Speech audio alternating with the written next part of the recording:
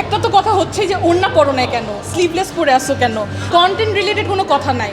আপনার ওড়না কই, আপনি স্লিভলেস পরছেন কেন, আপনার মুখে পিম্পল কেন, আপনার মুখে 3টা দাগ দেখা যাচ্ছে আপু আইফোনের ক্যামেরার মতো।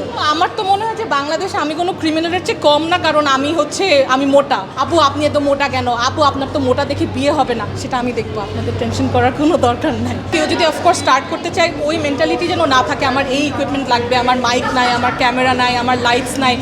তোমার ফোন থাকলেই হবে, as long as you can get your voice out to people, and if you have a distinct voice, people will like you for that. আমরা মেয়ে হয়েও যখন মেয়েদের সামান্য ইস্যুস নিয়ে কথা বলতে চাই, ওয়েদার ইটস আমাদের যদি পিরিয়ড নিয়ে কথা বলি, হেলথ ইস্যুস নিয়ে কথা বলি, এগুলোতেও দেখা যায় যে মানুষজন কমেন্ট সেকশনে ভরা এগুলো নিয়ে কেন কথা বলা হচ্ছে। আমার কমেন্ট সেকশনে গেলেই দেখতে পারবেন দ্যাট এইটা একটা মানে অ্যাওয়ারনেসের জন্য দেওয়া, তাও মানুষজন এখানেও এসে গালিগালাজ করছে যে এটা নিয়ে এভাবে ওপেনলি কথা বলার কি আছে, এটা নিয়ে এতভাবে না বলা ভালো, যে যারটা সে সব তারটা দেখবে। বাট এইভাবে যদি আমাদের এখনও এই সিম্পল টপিকসগুলো যদি ট্যাবু হয়ে থাকে, তো আমার মনে হয় যে আসলে অনেক সময় লাগবে আমাদের to get adjusted and to actually talk about issues that matter.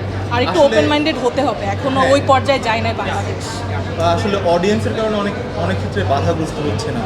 হ্যাঁ, অনেক কিছু নিয়ে কথা বলতে চাই, বাট সব কিছু নিয়ে কথা বলা যায় না। আর যতটুকু আমি দেখেছি যে যতটুকু না বাউন্ডারি, তাও আস্তে আস্তে অনেকটুকু পুশ করা হয়েছে। কারণ আমি এখনও আমার মনে হয় না 4 বছর আগেও আমরা যেটা আমি বলতাম যে হেলথ ইস্যুস নিয়ে বা মেয়েদের এসব ইস্যুস নিয়ে বেশি কথা বলতে পারতাম। অ্যাজ আই ওয়াজ সেইং যে যেমন এসব issues, even the fact that আমরা যখন ডিভোর্স নিয়ে কথা বলি, যখন আমরা অনেক এরকম সেন্সিটিভ ইস্যুস নিয়ে কথা বলি, 4 বছর আগেও যেরকম রিয়াকশন ছিল এখন কিছুটা কমেছে। বাট এখনও আমার মনে হয় একটু কন্টেন্টের ইয়ে দিয়ে, যেমন মানুষ সার্কাজমটাও বুঝে না। আমরা যখন মাঝে মাঝে মজা করেও কোনো একটা টপিক প্রেজেন্ট করতে চাই, ওইটাও মানুষ নিতে পারে না। যে সবার আগে তাদের কথা হচ্ছে যে ফর এক্সাম্পল যে একটা তো কথা হচ্ছে যে ওড়না পরো নাই কেন, স্লিভলেস পরে আসো কেন। বাসায়ও যদি বসে কোনো কন্টেন্ট আমি কিছু একটা স্টোরিতে দিলাম, একটা স্টোরিতে দিলাম, মেবি অন্য পুরো একটা ভিন্ন টপিক নিয়ে, যে বললাম যে আজকে খুব ভালো লাগলো ঢাকায় ট্রাফিক অনেক ভালোভাবে মেনটেন করা হচ্ছে, জ্যাম কমে গিয়েছে, কন্টেন্ট রিলেটেড কোনো কথা নাই। আপনার ওড়না কই, আপনি স্লিভলেস পরছেন কেন, আপনার মুখে পিম্পল কেন, আপনার মুখে 3টা দাগ দেখা যাচ্ছে আপু আইফোনের ক্যামেরার মতো। আমার তো মনে হয় যে বাংলাদেশে আমি কোনো ক্রিমিনালের চেয়ে কম না, কারণ আমি মোটা।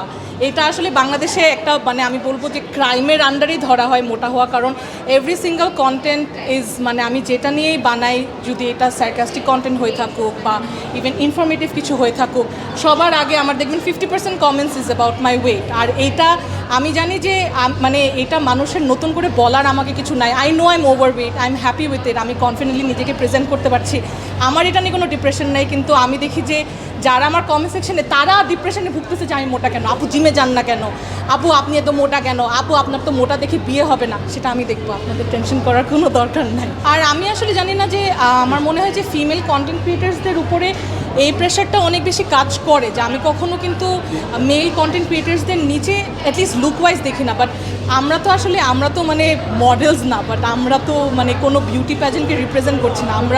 We try to give you authentic contents, মানে লুকসের উপর আসলে কনসেন্ট্রেট করি না।